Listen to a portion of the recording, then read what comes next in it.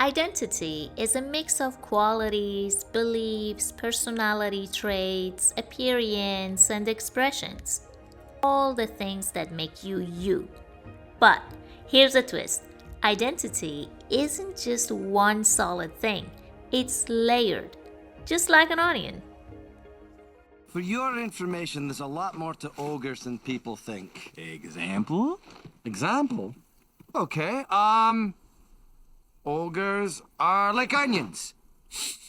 They stink? Yes. No. Oh, they make you cry? No. Oh, you leave them out in the sun, they get all brown, start sprouting little white hairs. No. Layers.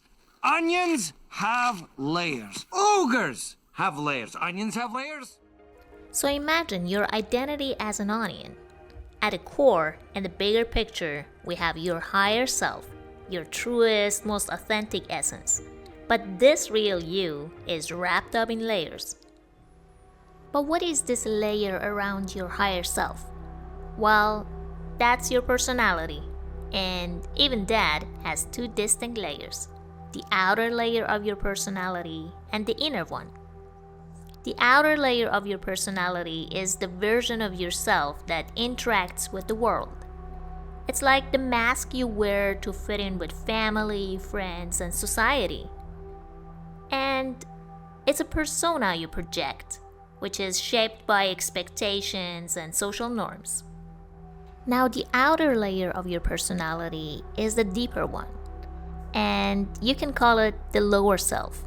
It holds your raw emotions, fears, insecurities, and hidden desires, things you might not always show to the world. Now let's peel back these layers and take a closer look at them. First layer, the outer layer of personality, or the mask self, or the superficial you. The version of you that steps onto life's stage every single day. But in this version, you're wearing a mask. And it's a part of you that knows what to say, how to act, and what will earn approval. It's the habits and routines you follow, the roles you play, the way you present yourself to the world. First, this mask feels natural. It's been shaped by years of learning. What's acceptable? What's rewarded? What keeps you safe? You've picked up beliefs, behaviors, and social cues like souvenirs from every experience. Over time, the mask becomes so familiar that you mistake it for your real face. But here's the twist: the mask is creation, not your core. It helps you navigate society, but it's not the deepest truth about who you are. You want to defend it, you protect it, even bend yourself to fit its shape rather than risk revealing what's beneath. Why? Well, because what if just what if the real you isn't accepted? Now the second layer, or the inner layer of personality, or your self. Deep inside us, there's a part shaped by our past. This part is built from the experiences we've been through, big and small. Like from tough lessons and traumatic experiences to the sting of betrayal by a friend, a teacher's cold shoulder, or being criticized by parents. Every experience leaves its mark and shaping us the way we see ourselves and the world. Though the details of those moments fade away with time, their whispers remain, guiding our reactions in ways we don't always understand. They plant seeds of doubt, fear, and shame, growing into patterns we struggle to break. This hidden side of us holds the emotions we dare not name: guilt, anger, resentment, feelings of unworthiness. Sometimes we see these shadows reflect in others, quick to judge, unaware that we carry the same burdens. Now we go to the third layer, the real you or your higher self.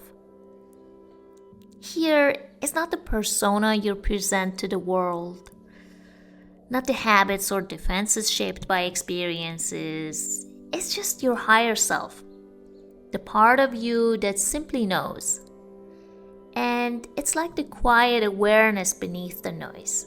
This is your core, boundless, pure, full of love. And here, kindness flows effortlessly.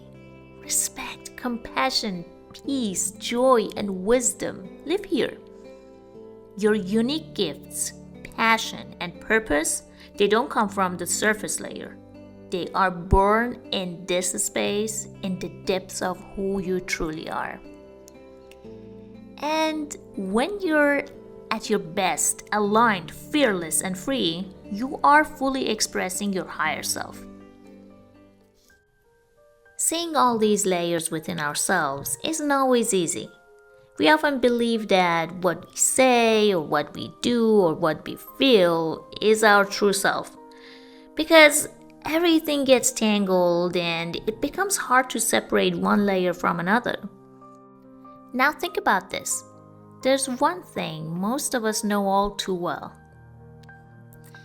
That's self-criticism.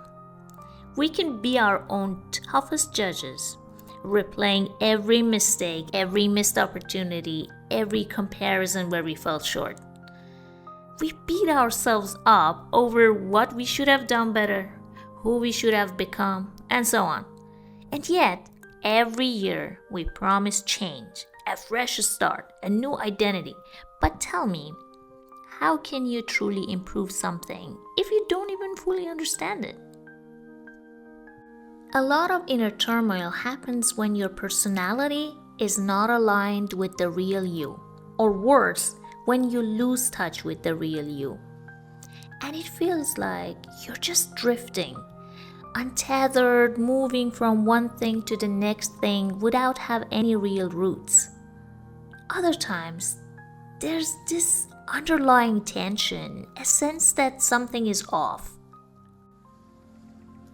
The key to easing that distress is paying attention to your higher self, to the real you. The more you know yourself, the clearer your layers become. You can sort through them, put everything in its right place, and begin to see your higher self more clearly. And when that happens, something powerful shifts. You do what you truly believe in. And that's exactly what we're here for in Unfolding Layers. In our next episode, we'll take the first step in this journey of self-discovery. We'll start by asking some simple questions and slowly peel back our layers and get to know ourselves better. So, get ready to embark on this beautiful journey. See you soon. Take care. Bye. Now let's take. Now. Now. Say it, God damn it. Now. Okay. So imagine your identity.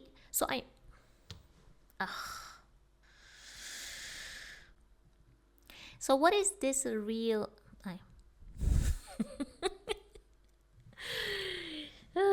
Betrayal by friend, a teacher's cold shoulder, or being criticized by my cats, by my parents. Sorry, my cat is in the background. Okay. Yeah, I was saying, every experience. Sorry. Yeah. Every experience leaves its